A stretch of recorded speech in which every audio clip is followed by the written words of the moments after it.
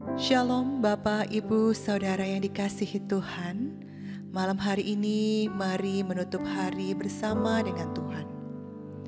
Saya menerima sepucuk surat dari seorang wanita yang membaca sebuah artikel tentang bagaimana saya belajar untuk hidup bergantung sepenuhnya pada Tuhan. Dia tertantang ketika dia menemukan bahwa kuasa Kristus dapat bersinar bahkan melalui kelemahan saya, terutama ketika saya mulai belajar Alkitab untuk memulihkan kondisi saya yang rapuh. Dia membaca bahwa tangan saya selalu gemetar, juga bagaimana saya belajar untuk bergantung sepenuhnya kepada Kristus di tengah situasi itu.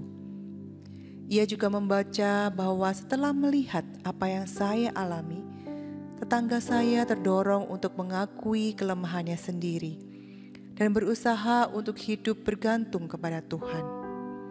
Dia menulis, "Saya menangis bahagia ketika membaca cerita Anda. Saya sangat senang menyadari bahwa Tuhan masih bisa menggunakan saya meskipun saya merasa lemah." Mungkin kita mengira kita dapat menarik perhatian orang lain kepada Kristus melalui kekuatan kita, bukan kelemahan kita. Namun Tuhan justru menggunakan masalah dan kelemahan Paulus untuk mengajarnya agar terus mengandalkan kekuatan Tuhan. Dia bersaksi, "Karena jika aku lemah, maka aku kuat." Jika orang Kristen sepertinya tidak pernah merasa lemah, maka mereka yang membutuhkan kesaksian akan berpikir, "Saya tidak akan selalu kuat seperti dia." Tetapi ketika orang Kristen mengaku bahwa mereka mengalami kekuatan Kristus justru ketika mereka lemah, maka banyak orang akan mendapatkan harapan. Kekuatan yang Kristus berikan kepada saya dalam kelemahan ini pasti akan diberikan kepada Anda juga.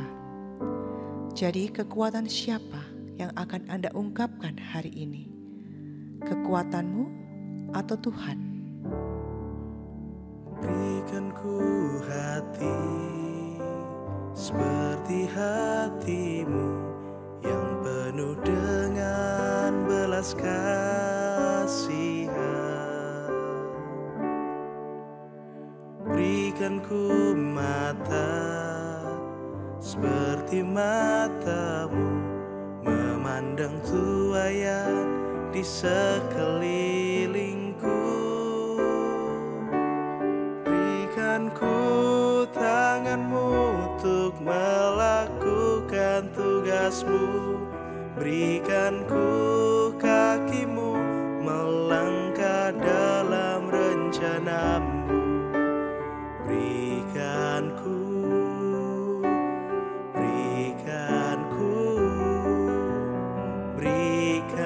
ku hatimu. Firman Tuhan pada malam hari ini terambil dari Yohanes 11 ayat 1 hingga 7. Ada seorang yang sedang sakit namanya Lazarus. Ia tinggal di Betania, kampung Maria dan adiknya Marta. Maria ialah perempuan yang pernah meminyaki kaki Tuhan dengan minyak mur dan menyekanya dengan rambutnya. Dan Lazarus yang sakit itu adalah saudaranya.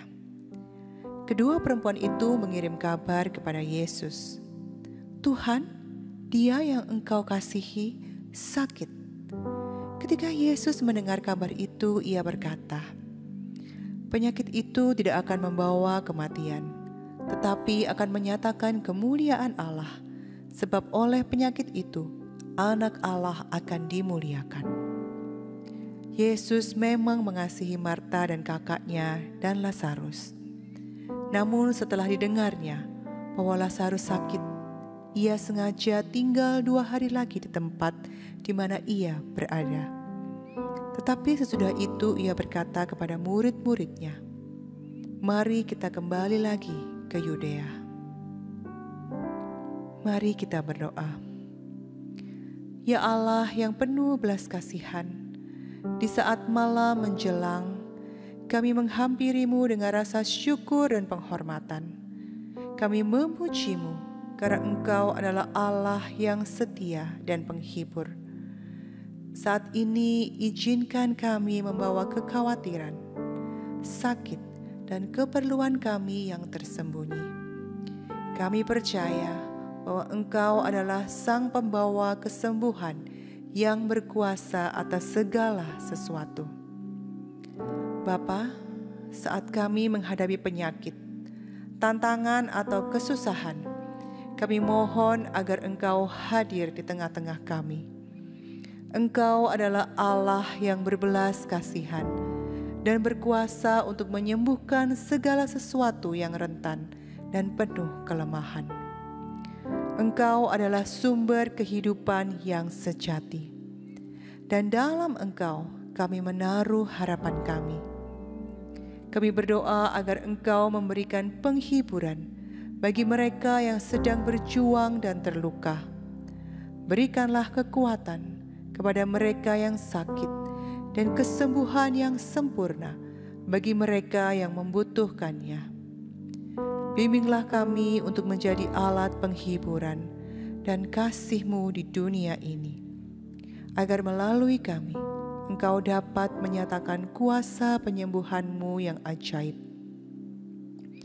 Tuhan Yesus, dalam ketidakpastian dan kegelapan hidup, berikanlah kami iman yang kokoh dalam kehendak-Mu. Kuatkanlah kami untuk tetap percaya bahwa Engkau adalah Allah yang peduli dan setia dalam segala situasi.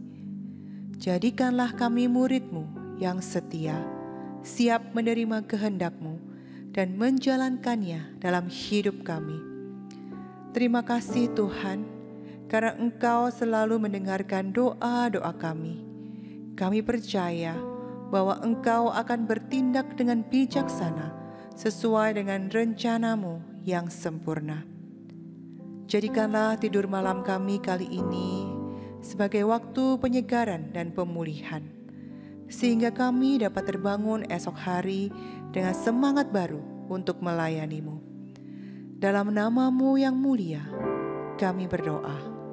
Amin. Berikan ku hati seperti hati-Mu yang penuh dengan belas kasihan. Berikan ku mata seperti mata-Mu memandang tuaian di sekelilingku. Berikan ku tangan-Mu untuk melakukan tugas-Mu. Berikan ku kaki-Mu melangkah dalam rencana-Mu. Berikan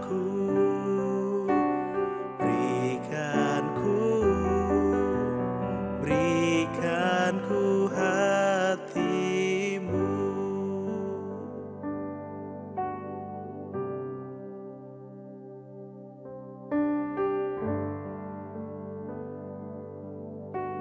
Selamat malam, selamat beristirahat. Tuhan Yesus memberkati.